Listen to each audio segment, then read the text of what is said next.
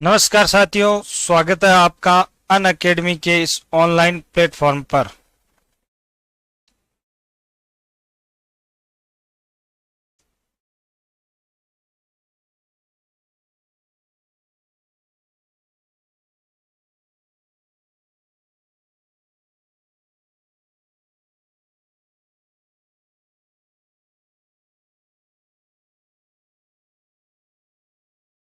Rajasthan 360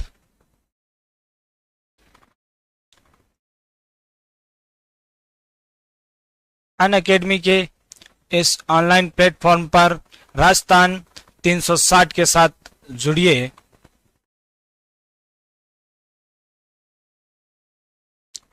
crack RPSC with India's largest learning platform. मैं Leeladhar Prajapat, MA NET history, और मुझे online तथा ऑफलाइन पढ़ाते हुए 8 वर्ष हो चुके हैं।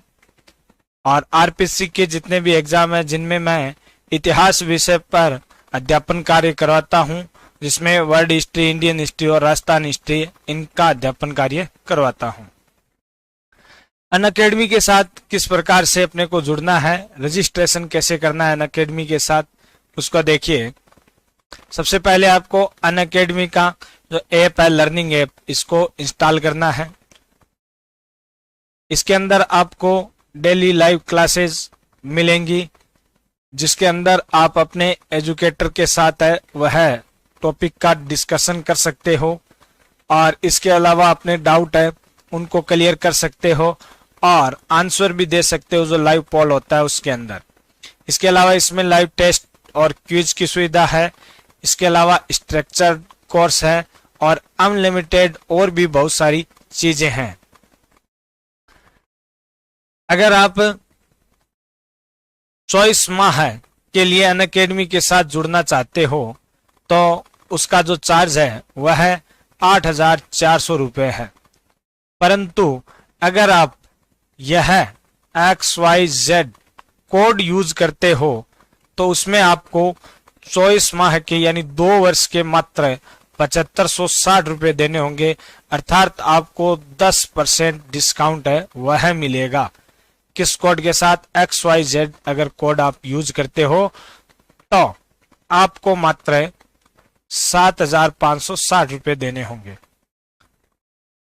अब चलिए अपन स्टार्ट करते हैं आज की अपनी क्लास। तो आज है वह अपन अध्ययन करने वाले हैं सिंधु घाटी सभ्यता के बारे में। सिंधु घाटी सभ्यता या इसे सिंधु सभ्यता अथवा हड़प्पा सभ्यता भी कहा जाता है। यह जो टॉपिक है वो अपने आगे आने वाले जो कंपटीशन एग्जाम है उनके लिए काफी महत्वपूर्ण टॉपिक है ये, चाहे वह रिट हो या फिर अपने पटवार का एग्जाम हो या अदर कोई कंपटीशन एग्जाम हो, उन सब में परीक्षा की दृष्टि से काफी महत्वपूर्ण है ये टॉपिक। सबसे पहले देखिए, सिंधु घाटी सभ्यता है। यह सिंधु सभ्यता एक नगरीय एवं कांस्य युगीन सभ्यता है। सिंधु सभ्यता क्या है? एक नगरीय सभ्यता है, एक कांस्य युग। किस युग के अंदर आती है सिंधु सभ्यता? तो यह एक कांस्य युगीन सभ्यता है। और यह सिंधु सभ्यता है, यह भारत की प्रथम नदी घाटी सभ्यता है। भारत की ये पहली नदी घाटी सभ्यता है, ठीक है ना। और ये भारत की पहली ही नगरीय सभ्यता मानी जाती है, ठीक है ना। सिंधु सभ्यता एक नगरीय सभ्यता है। यहाँ के लोग है वह गांव की बजाय शहरों में निवास करना पसंद करते थे, और ये भारत की पहली नदी घाटी अथवा भारत की पहली नगरीय सभ्यता है। सिंधु सभ्यता है वह लगभग 13 लाख वर्ग किलोमीटर क्षेत्र में फैली हुई सभ्यता है। इसका जो विस्तार है वह है मूल रूप से अफगानिस्तान, पाकिस्तान और भारत में है, ठीक है ना। 3 देशों के अंदर सिंधु सभ्यता का विस्तार है, अफगानिस्तान, पाकिस्तान और भारत। इसका जो सर्वाधिक विस्तार है वह भारत में है। भारत में सिंधु सभ्यता के लगभग 917 स्थल है, उनकी प्राप्ति वर्तमान तक हो चुकी है। और पाकिस्तान में सिंधु सभ्यता के 481 स्थल है वह प्राप्त हो चुके हैं। अफगानिस्तान में इसका विस्तार नाममात्र 2 क्षेत्र ही सिंधु सभ्यता से संबंधित है और ये 2 क्षेत्र कौन कौन से हैं? एक तो है सुर्तगोही और दूसरा है मांडे की गाह है। सुर्तगोही और मांडे की गाह ये 2 ऐसे सभ्यता स्थल है जो अफगानिस्तान से प्राप्त होते हैं और सिंधु सभ्यता से संबंध रखते हैं। ठीक है, बट इसका सर्वाधिक विस्तार है वो कहां पर है? भारत में ही है। अब सिंधु सभ्यता के विस्तार की अगर अपन बात करते हैं तो उत्तर में, दक्षिण में, पूर्व और पश्चिम में सिंधु सभ्यता के कौन से क्षेत्र है, कितनी लंबी चौड़ी है, ये देखना है। देखिए, उत्तर में सिंधु सभ्यता का जो उत्तरी छोर है वह है मांडेराव, जिला अखनूर में, जम्मू कश्मीर में स्थित है। अखनूर जम्मू कश्मीर, तो इसका उत्तरी छोर है मांडेराव। कौन सी नदी? चिनाब नदी के किनारे स्थित है। इसका जो दक्षिणी छोर है वह है दैमाबाद में है। दैमाबाद इसका दक्षिणी छोर है, कहां पर? महाराष्ट्र में। कौन सी नदी के किनारे? परवा नदी के किनारे है, वो इसका दक्षिणी छोर स्थित है। इसका जो पूर्वी छोर है वह है आलमगीरपुर, मेरठ, यूपी के अंदर है। हिंडन नदी के किनारे इसका पूर्वी छोर है। और सिंधु सभ्यता का जो पश्चिमी छोर है यह पश्चिमी छोर है सुतका गेंडोर, बलूचिस्तान, पाकिस्तान में। कौन सी नदी के किनारे? दास्क नदी के किनारे। तो ये प्रश्न है, इसको ध्यान में रखना है, क्योंकि कई बार एग्जाम में क्या करते हैं, प्रश्न इस प्रकार से बना देते हैं कि निम्न सिंधु सभ्यता के छोरों का मिलान कीजिए। उत्तर में कौन सा है, दक्षिण में कौन सा है, पूर्व में कौन सा है, पश्चिम में कौन सा है। इस प्रकार से मिलान करने वाला प्रश्न है वह बनता है। सिंधु सभ्यता है वह उत्तर से दक्षिण तक 1400 किलोमीटर लंबाई में फैली हुई है और ये पूर्व से पश्चिम तक 1600 किलोमीटर लंबाई में फैली हुई है। सॉरी, इसकी जो चौड़ाई है वो कितनी है? 1600 किलोमीटर, और इसकी जो लंबाई है वह है 1400 किलोमीटर। ठीक है ना, उत्तर से दक्षिण ये 1400 और पूर्व से इसका मतलब ये हुआ कि भाई सिंधु सभ्यता है वह लंबाई की बजाय चौड़ाई में अधिक विस्तृत है। ठीक है, अब आगे देखिए, बात करते हैं अपन सबसे पहले सिंधु सभ्यता की स्थापना किस प्रकार से हुई, इसकी स्थापना की बात करते हैं। सिंधु सभ्यता की जो स्थापना है, सिंधु सभ्यता की स्थापना का श्रेय 4 जातियों को जाता है। सिंधु सभ्यता की स्थापना का श्रेय कितनी जातियों को जाता है? 4 जातियों को जाता है सिंधु सभ्यता की स्थापना का श्रेय। ये 4 जातियां कौन कौन सी है? देखो, भौगोलिक आधार पर है वह जातियों का वर्गीकरण किया गया है, भौगोलिक आधार पर किया गया है। नंबर 1 भूमध्य सागरीय, number 2 proto Australoid, number 3 Mongol और नंबर 4 है अल्पाइन। ठीक है, अब इनमें जो भूमध्य सागरीय है उन भूमध्य सागरियों को किस नाम से संबोधित किया गया है? द्रविड़ नाम से संबोधित किया गया है। अपने एनसीईआरटी के अंदर इनको द्रविड़ कहा गया है और इनकी जो संख्या है वह यहां सिंधु सभ्यता में सर्वाधिक प्राप्त होती है। अर्थात सिंधु सभ्यता में जो सर्वाधिक संख्या है वह किनकी प्राप्त होती है? सर्वाधिक संख्या है वो भूमध्य सागरियों की प्राप्त होती है। ठीक है, और सबसे कम जो संख्या है वह प्राप्त होती है किसकी? सबसे कम संख्या प्राप्त होती है अल्पाइनों की। जो अल्पाइन है उनकी, अल्पाइनों की जो संख्या है वह सबसे कम प्राप्त होती है। तो इस आधार पर अपन एक बात है वह कह सकते हैं, क्या कह सकते हैं कि भाई सिंधु सभ्यता जो है, सिंधु सभ्यता की स्थापना का जो श्रेय है वह किसे जाता है? सिंधु सभ्यता की स्थापना का जो श्रेय है वह है, अगर एक जाति का नाम पूछा जाए तो सिंधु सभ्यता की स्थापना का जो श्रेय है वह भूमध्य सागरियों को जाता है। सिंधु सभ्यता की स्थापना का श्रेय है वह भूमध्य सागरियों को जाता है, यानी द्रविड़ों को जाता है।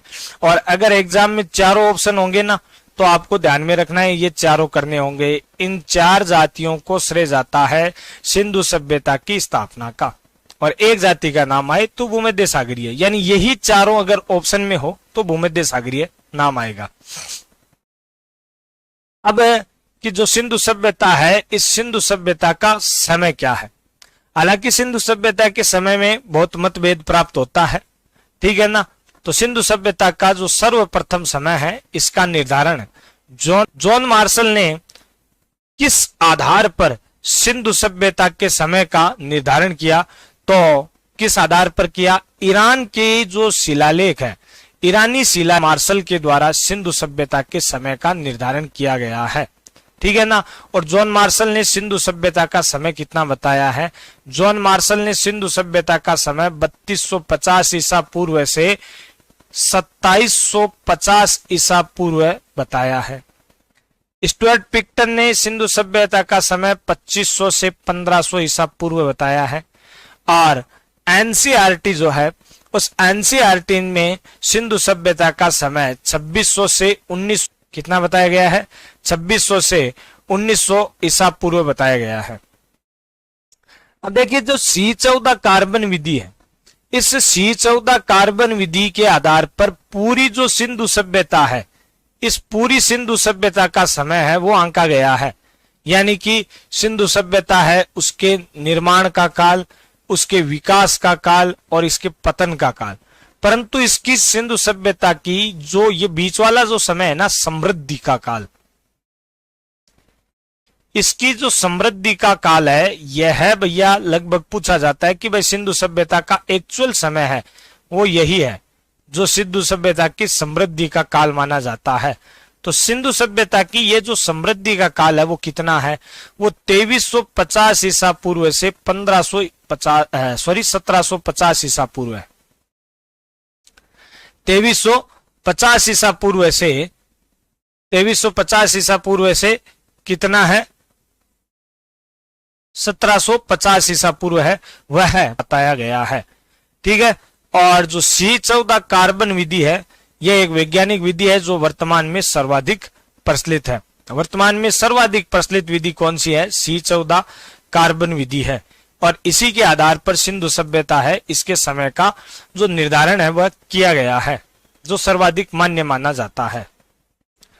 अब आगे चलते हैं। देखिए सिंधु सभ्यता की खोज की बात करते हैं। काफी लंबी यात्रा रही है सिंधु सभ्यता की खोज की, क्योंकि सिंधु सभ्यता है, इस सिंधु सभ्यता के खोज में काफी समय लगा है।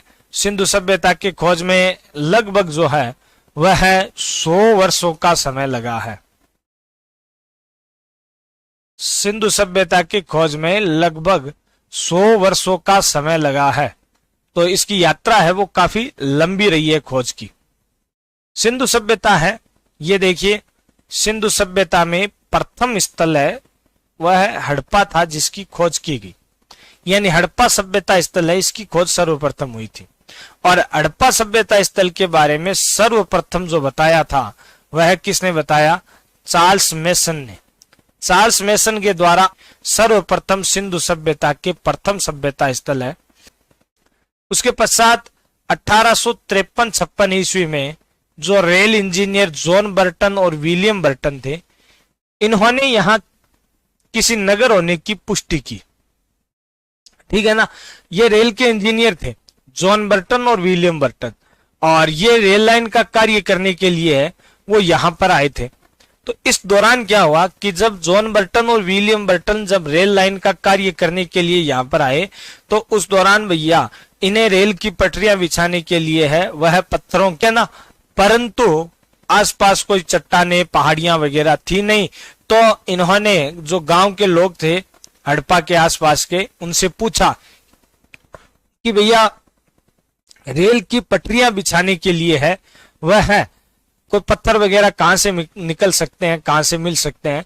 तो गांव वालों ने क्या किया कि जो हड़प्पा सभ्यता स्थल दिया कि यहाँ पर बहुत सारी ईंटें हैं, और यहां से हड़प्पा सभ्यता स्थल से जो ईंटें निकाली जाती है, हम तो भैया उन ईंटों से ही क्या करते हैं, मकानों का निर्माण करते हैं। तो जॉन बर्टन और विलियम बर्टन ने हड़प्पा कार्य कर दिया। बाद में रेल लाइन का काम पूरा होने के बाद में इन्होंने यहाँ पर यह पुष्टि की कि निश्चित रूप से यहाँ पर कोई न कोई नगर है वो दबा हुआ है। उसके पश्चात अलेक्जेंडर जो कनिंघम था, इसके प्रयासों से 1861 ईस्वी में भारतीय पुरातत्व विभाग की स्थापना हुई, तथा अलेक्जेंडर कनिंघम है, इन्हीं के निर्देशन में हड़प्पा का सर्वेक्षण कार्य किया गया था। सर्वेक्षण कार्य है वो अलेक्जेंडर कनिगम के निर्देशन में हुआ और अलेक्जेंडर कनिगम के द्वारा ही, इनके प्रयासों से ही भारतीय पुरातत्व विभाग की स्थापना, और इसी कारण से अलेक्जेंडर कनिगम को ही भारतीय पुरातत्व का जनक कहा जाता है। काफी अच्छा प्रश्न है ये, और ये प्रश्न है ये भैया अपने महिला पर्यवेक्षक 2015 के एग्जाम में आ भी चुका है। महिला पर्यवेक्षक 2015 के एग्जाम में ये प्रश्न आ चुका है, जिसके अंदर पूछा गया था कि भैया भारतीय पुरातत्व का जो जनक है वो किसको कहा जाता है। तो भारतीय पुरातत्व का, अब देखिए 1902 ईस्वी में जॉन मार्शल पुरातत्व विभाग के निर्देशक बने थे, और इनके जो राय बहादुर दयाराम साहनी है, दयाराम साहनी के द्वारा सिंधु सभ्यता के प्रथम सभ्यता स्थल यानी हड़प्पा की खोज की गई थी। 1921 में दयाराम साहनी ने हड़प्पा सभ्यता स्थल की खोज की है। राखलदास बनर्जी की खोज की गई। अब देखो हड़प्पा और मोहनजोदड़ो ये दोनों सभ्यता स्थल की जब खोज हो गई ना, तब यह प्रमाणित हो गया कि इस पूरे क्षेत्र में निश्चित रूप से कोई न कोई सभ्यता दबी हुई है। इनकी खोज होने के बाद और उसके पश्चात ही, दोनों की खोज होने के बाद ही इसे क्या नाम दिया गया, सिंधु सभ्यता नाम दिया गया। और ये सिंधु सभ्यता नाम देने का जो श्रेय है वो किसको जाता है, वो जॉन मार्शल को ही जाता है। ठीक है ना। और जॉन मार्शल है, यही फिर ब्रिटेन जाते हैं, और ब्रिटेन जाकर के जॉन मार्शल ने ही संपूर्ण विश्व को सिंधु सभ्यता के बारे में परिचित करवाया। सभी को सिंधु सभ्यता के बारे में बताया। किसने? जॉन मार्शल ने। इसीलिए कहा जाता है कि जॉन मार्शल जो है वह 1000 वर्ष प्राचीन भारत में आया था और भारत को चला गया। इसका मतलब हुआ जॉन मार्शल है, इसने भारत की 5000 वर्ष प्राचीन संपूर्ण विश्व के समक्ष उजागर किया था। स्टुअर्ट पिक्टन जो है, इन्होंने हड़प्पा और मोहनजोदड़ो को एक विस्तृत साम्राज्य की 2 जुड़वा राजधानियां बताया है। अच्छा प्रश्न है ये भी, हड़प्पा और मोहनजोदड़ो को जुड़वा राजधानियां किसने कहा है? तो हड़प्पा और मोहनजोदड़ो को जुड़वा राजधानियां बताया है स्टुअर्ट पिक्टन ने। आगे चलते हैं।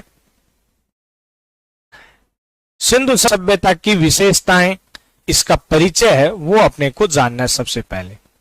तो इसकी विशेषताओं में देखते हैं कैसी सभ्यता थी। सबसे पहले सिंधु सभ्यता का जो नगर है वो देखते हैं। सिंधु सभ्यता का जो नगर है वो 2 भागों में विभाजित होता था। इसमें पश्चिम के क्षेत्र में दुर्ग युक्त होता और ये ऊंचाई पर स्थित होता और उच्च वर्ग के निवास हेतु बना होता, और पूर्व का जो क्षेत्र है वह आवासीय होता, निचाई पर स्थित होता, और निम्न वर्ग है, इस निम्न वर्ग के निवास के लिए बना होता था, निम्न वर्ग के निवास हेतु बना होता था। ठीक है ना। देखो इस प्रकार से ऐसे बना होता, और ये 2 भागों में नगर विभाजित होता था। ठीक है ना। अब इसमें जो ये पश्चिम का हिस्सा है ना, इस पश्चिम के हिस्से, ये देखो ऊंचाई पर स्थित होता पश्चिम का हिस्सा, और ये दुर्ग युक्त होता था। इसके अंदर क्या बना होता? ठीक है। और ये जो पूर्व का हिस्सा है, यह पूर्व का हिस्सा निचाई पर स्थित होता। ठीक है। और आवासीय होता, यानी निम्न वर्ग के लोग हैं वो यहां पर निवास करते थे। एक सबसे बड़ी बात, दुर्ग और आवास अलग अलग सुरक्षा प्राचीरों से घिरे होते थे। यानी ये जो दुर्ग है यह अलग सुरक्षा, और ये जो आवास है यह भी अलग सुरक्षा प्राचीर से घिरा होता था। अब यहां पर एग्जाम की दृष्टि से काफी महत्वपूर्ण प्रश्न आता है। क्या प्रश्न आता है कि सिंधु सभ्यता में प्राचीर का निर्माण, सिंधुवासी है वह युद्ध प्रिय न होकर शांति प्रिय थे, और सुरक्षा प्राचीरों का निर्माण है वह चोरी से बचने के लिए करते थे। सिंधु सभ्यता के लोग किस लिए करते थे? तो सिंधु सभ्यता के लोग है वह सुरक्षा प्राचीर का निर्माण चोरी से बचने के लिए करते थे। ठीक है। चोरी का निर्माण किया जाता, और न की प्रक्रिया तो बनी होती थी वह किस आधार पर है भैया, कि सिंधु सभ्यता के कौन से सभ्यता स्थल से हमें जल निकास प्रणाली का अभाव प्राप्त होता है। कौन से? बनावली सभ्यता स्थल से जल निकास प्रणाली का अभाव। सभ्यता में जो लोथल सभ्यता स्थल है, यहां से हमें सिंधु सभ्यता में सर्वश्रेष्ठ जल निकास प्रणाली के प्रमाण है, वो हमें लोथल। आगे चलते हैं और देखते हैं सिंधु सभ्यता का समाज। नगर की विशेषता हो गई सारी, अब समाज में देखते हैं। सिंधु सभ्यता में मात्र सत्तात्मक परिवार की व्यवस्था विद्यमान थी, अर्थात जो माता है वही परिवार की मुखिया होती थी। और पिता का क्या काम था? पिता का काम था परिवार के भरण पोषण का कार्य करना, यानी कि माता ही परिवार का संचालन करती, यही परिवार की मुखिया होती। और पिता जो है, यह पिता परिवार में केवल भरण पोषण का कार्य करता था। ठीक है, यहां से बड़े मकान है वो प्राप्त होते हैं, जिस आधार पर सिंधु सभ्यता में संयुक्त परिवार की व्यवस्था हुई है। यानी सिंधु सभ्यता में एकल परिवार, नगरीय सभ्यता थी परंतु एकल परिवार की व्यवस्था न मिलकर के कैसी संयुक्त परिवार की व्यवस्था विद्यमान थी, इसके प्रमाण मिलते हैं। सिंधु सभ्यता का समाज था, जैसा अपन ने नगर में पढ़ा भी था, उच्च वर्ग और निम्न वर्ग। उच्च वर्ग है, इस उच्च वर्ग के अंदर है वो पुरोहित और व्यापारी आते थे, और निम्न वर्ग जो है, इस निम्न वर्ग के अंदर है वो कृषक और किसान और मजदूर है, वो निम्न वर्ग में आते थे। इस पुरोहित वर्ग का समाज में भैया विशेष स्थान था, मुख्य स्थान था पुरोहित वर्ग का। और कई इतिहासकारों का यह भी मानना है कि ये जो पुरोहित वर्ग है, ये संभवतः भैया इसमें प्रशासन में भी शामिल होते थे, प्रशासन में भी हिस्सा लेते थे। ठीक है ना, का हिस्सा होता था। हालांकि सिंधु सभ्यता के प्रशासन की अगर अपन बात करते हैं तो हमें मतभेद प्राप्त होता है। सिंधु सभ्यता है, इसके प्रशासन में हमें मतभेद प्राप्त होता है। अलग अलग इतिहासकार जो है, उन अलग अलग इतिहासकार, बट ज्यादा यही अंदाजा लगाया जाता है कि भैया प्रशासन में होते थे, बाकी इतिहासकारों के अलग अलग मत हैं। देखिए, एक समाधान की बात आती है। समाधान का मतलब हो गया अपने मृतकों के शव है उसकी अंत्येष्टि क्रिया से, जो मृतकों के शव होते हैं उनकी अंत्येष्टि क्रिया से है समाधान का तात्पर्य। ठीक है, तो समाधान 3 प्रकार के है, वो सिंधु सभ्यता में प्रचलित थे। आंशिक संस्कार या पूर्ण समाधान और कलश समाधान का प्रचलन था। आंशिक समाधान में क्या होता, शव और न ही शव को दफनाया जाता, तो फिर क्या किया जाता, शव को पशु पक्षियों दफनाया जाता और न जला जाता। दाह संस्कार या पूर्ण समाधान, जिसके अंदर या तो उसे दफना दिया जाता या फिर उसका अंतिम संस्कार कर दिया जाता। ठीक है, कलश समाधान। कलश समाधान में क्या होता, दाह संस्कार के पश्चात कलश में, मटके में कलश समाधान, शव को उत्तर से दक्षिण की ओर दफनाने। उत्तर से दक्षिण का मतलब समझे ना, कि सिंधु सभ्यता के अंदर जो शव को दफनाया जाता था उसमें की तरफ, और जो पेड़ है दक्षिण की ओर। तो इस प्रकार से भैया सिंधु सभ्यता में उत्तर से दक्षिण की ओर दफनाने की प्रथा प्रचलित थी। समाज में आता है खान पान। तो सिंधुवासी है, शाकाहारी भी थे। खाद्यान्न क्या था, मुख्य खाद्यान्न गेहूं और जौ था। बकरी, खरगोश, हिरण आदि को पालते थे। भेड़, बकरी, खरगोश, हिरण आदि को पालते थे मांसाहार के लिए। तो सिंधु सभ्यता है, सिंधु सभ्यता के लोगों द्वारा सिले हुए वस्त्रों का, क्योंकि सिंधु सभ्यता है इसकी खुदाई जो की गई ना, सिंधु अनेकों सुइयों की प्राप्ति होती है। सिंधु सभ्यता की खुदाई में अनेकों सुइयों की प्राप्ति होती है। तो इस आधार पर कहा जाता है सिले हुए वस्त्र पहनते थे। भांड है, जो मूर्तियां मिली है उन मूर्तियों पर जो कपड़े को चित्रित किया गया है, कपड़े के जो चित्र मिलते हैं, तो इस आधार पर कहा जाता है सिले हुए वस्त्रों का प्रयोग किया जाता। उन्हें वह चमड़े से बने वस्त्रों का प्रयोग, कौन से? मुख्यतः सूती, ऊनी व चमड़े से बने वस्त्रों का प्रयोग सिंधुवासी है वह श्रृंगार प्रिय थे और स्त्री व पुरुषों द्वारा समान रूप से आभूषणों का प्रयोग किया जाता था।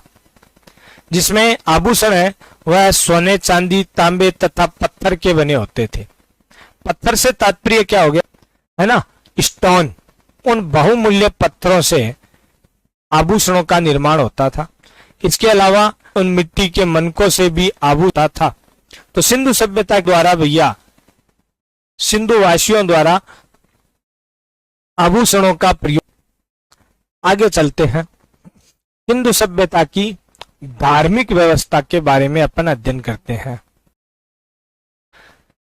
सिंधु सभ्यता में धार्मिक व्यवस्था कैसी थी? तो इसमें जो मार्शल है, इन्होंने सिंधु सभ्यता में पूर्ण का उल्लेख किया है। मार्शल है, मार्शल ने सिंधु सभ्यता में पूर्ववर्ती हिंदू धर्म का मतलब हो गया हिंदू धर्म का प्राचीन रूप। हिंदू धर्म का जो प्राचीन रूप है, इसका प्रचलन था। भारत में मूर्ति पूजा जैन मानी जाती है, परंतु सिंधुवासी मंदिर निर्माण से परिचित नहीं थे। यानी मूर्ति पूजा करते थे, परंतु विशेषतः जो धार्मिक कृतियों का निर्माण किया जाता था।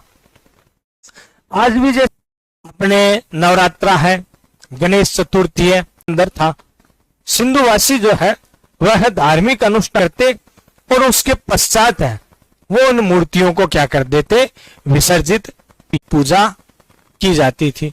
सिंधु सभ्यता के लोग देवी है, जो मात्र देवी है, पूजा करते थे। और मार्शल है, इन्होंने इसे आदि शिव की संज्ञा, शिव यानी शिव का पूर्ववर्ती रूप, शिव का प्राचीनतम रूप, किसने संज्ञा दी है? ये मार्शल है, उनका प्राचीन पशुपति को। तो पशुओं की, पक्षियों की वृक्ष सभ्यता के लोगों द्वारा की जाती थी, जिसमें पूज्य पशु है वह था एक सींग वाला पक्षी है, वो था बतख। पूज्य वृक्ष है वह था सिंधुवासी यज्ञ